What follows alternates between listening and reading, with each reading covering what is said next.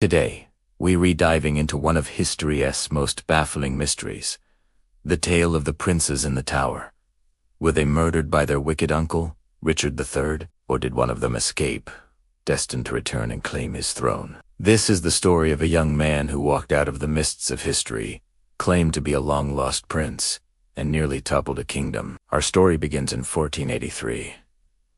King Edward IV of England suddenly dies, leaving his two young sons, 12-year-old Edward V, and his 9-year-old brother Richard, Duke of York, as his heirs. Their uncle, Richard, Duke of Gloucester, is named Lord Protector, tasked with guiding the young king until he comes of age.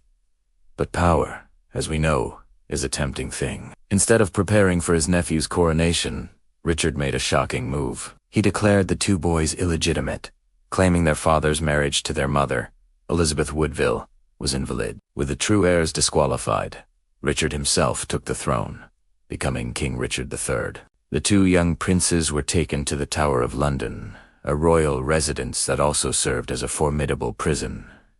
And then they vanished. They were seen playing in the Tower gardens one day, and the next, they were gone, never to be seen again. The prevailing theory, popularized by Shakespeare, is that Richard III had them murdered to secure his crown. For centuries, that's where the story ended, a tragic tale of ambition and betrayal. But what if it wasn't the end? What if one of them got away? Fast forward 8 years to 1491. A handsome, charismatic young man appears in Ireland, a known hotspot for anti-Tudor sentiment. He claims he is Richard, Duke of York, the younger of the two lost princes. He says he was smuggled out of the Tower and sent to Europe for his own safety. Now, he has come back to claim what is rightfully his from the man who defeated Richard III, King Henry VII, the first Tudor king. These claimant, known to history as Perkin Warbeck, was incredibly convincing. He wasn't just some random pretender. He was well-spoken, had regal manners, and seemed to possess intimate knowledge of the English court. He looked the part, and he played it perfectly.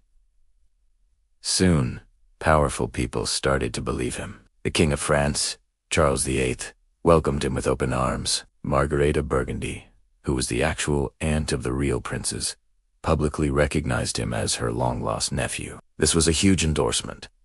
Imagine your own aunt, confirming your identity. He was also supported by the Holy Roman Emperor, Maximilian I. With this incredible international backing, Perkin Warbeck became more than just a nuisance to Henry VII.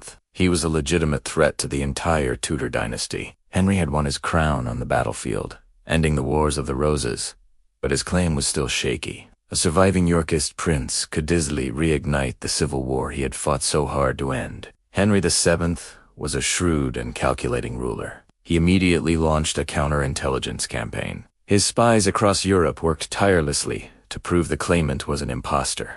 They eventually declared that his real name was Perkin Warbeck, the son of a boatman from a town in modern-day Belgium. They painted him as a puppet, a pawn in a larger political game played by Henry's enemies. But the story just wouldn't die. Warbeck's supporters argued that Henry's propaganda machine would, of course, say that. How else could the king discredit a rival with a better claim to the throne? In 1495, Warbeck attempted his first invasion of England.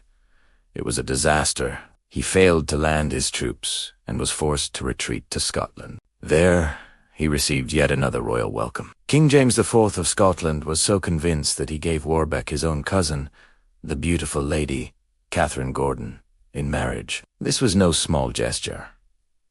You don't marry your cousin off to a fraud. With Scottish support, Warbeck launched another invasion of England, this time from the north. But again, it failed to gain traction, and he was forced to flee. His final gamble came in 1497. He landed in Cornwall, a region in England known for its rebellious spirit. He managed to raise an army of several thousand men and marched on the city of Exeter. But Henry VII's forces were too strong. Warbeck's makeshift army was routed, and he was captured. Now, here's where the story takes another strange turn. Instead of executing him immediately for treason, which was standard practice, Henry VII treated him surprisingly well. Warbeck was brought to court, where he was kept under a sort of lighthouse arrest. He was even allowed to attend royal banquets. It's a very odd way to treat a man who tried to steal your kingdom twice. Why would Henry do this? Was it a cat-and-mouse game, or was there a sliver of doubt in Henry's mind? Could this young man actually be his wife's long-lost brother? During this time, Warbeck gave a full public confession, admitting he was just the son of a boatman, and that his entire story was a lie. He read it out for all to hear. Case closed. Right. Well, not exactly. The confession was almost too perfect, too detailed. Many believed it was coerced, written by Henry's men, and forced upon the prisoner. The leniency didn't last. After about a year, Warbeck tried to escape. He was recaptured, and this time, sent to the Tower of London, the very place he claimed to have escaped from as a child. While there, he allegedly plotted with another high-profile prisoner, the Earl of Warwick, who also had a distant claim to the throne. This was the final straw for Henry VII. In 1499, Perkin Warbeck was hanged for treason, and so, the tale of the pretender prince came to a bloody end. The official Tudor version of events became the accepted history.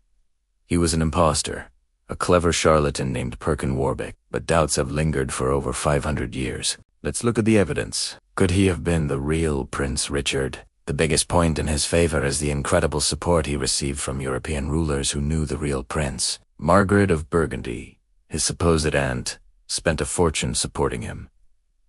Why would she do that for a fake? The King of Scotland gave him his cousin's hand in marriage. These are not actions one takes lightly. These people were not fools. They had everything to lose by backing the wrong horse. Furthermore, Warbeck apparently had a remarkable resemblance to the dead King Edward IV, the prince's father, and he maintained his royal claim with unwavering confidence for years, even when facing certain death. Most impostors would have cracked under that pressure. On the other hand, the argument against him is also strong. The confession, coerced or not, is a powerful piece of evidence. And Henry VII's spy network was one of the most efficient in Europe. It's plausible they correctly identified him. Perhaps the European rulers who supported him weren't convinced he was real, but simply saw him as a useful political tool to destabilize England and weaken their rival, Henry VII. It was a classic case of the enemy of my enemy is my friend.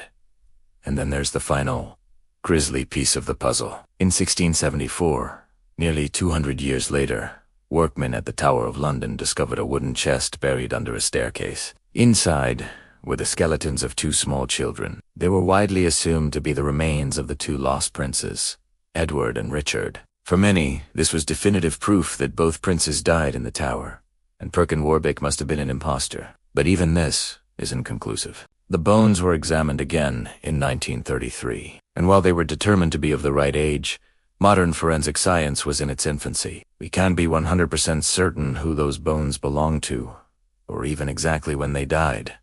So, who was he? Was he Perkin Warbeck, the ambitious boatman's son, who played a dangerous game and lost? Or was he Richard, Duke of York, the rightful prince who emerged from the shadows to reclaim his birthright, only to be defeated and silenced by a usurper? The story is a perfect storm of missing people, political intrigue, and historical ambiguity. It reminds us that history is often written by the victors. The Tudors had every reason to ensure Warbeck was remembered as a fraud. If he was genuine, it would mean that Henry VII, the founder of one of England's most famous dynasties, was a usurper who murdered the true king. What do you think?